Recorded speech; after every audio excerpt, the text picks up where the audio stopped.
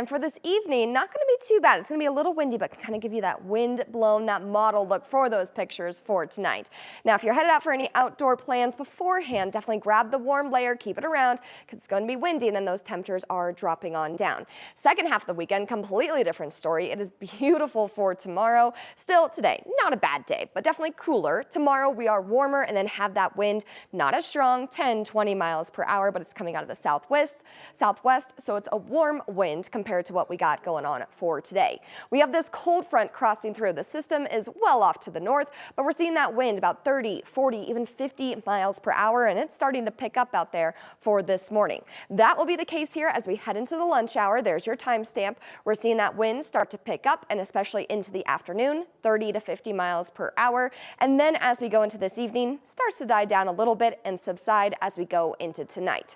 Overnight staying calm. Tomorrow we see a little bit of that wind return. Again, not as strong, and it will change direction, so will be more of a warm wind. But of course, we got Broncos game for tomorrow. Any other outdoor plans, especially in the high country, you see that purple color. Still some more of those gusty conditions, well, about 10 to 20 miles per hour, so that breeze just hanging around for the rest of us as we go throughout your day tomorrow.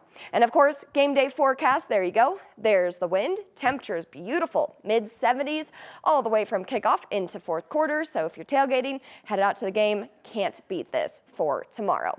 Today and this morning temperatures, they're going to be cooler.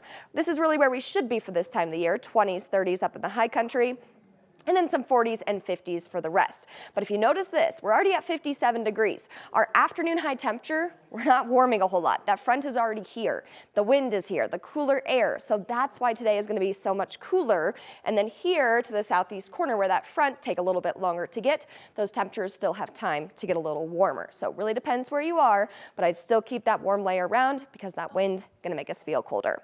And then tonight, here comes the cold. 20s, 30s, all the way across. And I know up in the high country, we've been having some of those cold nights, but here in the metro to the plains, this is where we could have our first freeze and that first frost. So freeze warning in place for those in purple. Temperatures down to low 20s, and then across the metro, and as we zoom in here, that blue, that's where we see also up into Boulder, that frost advisory right around freezing as we go throughout tonight and what you're waking up to for tomorrow. So it's going to be a cold one. Of course, bring in the pets, plants, any sensitive plants, and then pipes. Hopefully already blew out the sprinkler system, winterize that. Otherwise, definitely do so for today.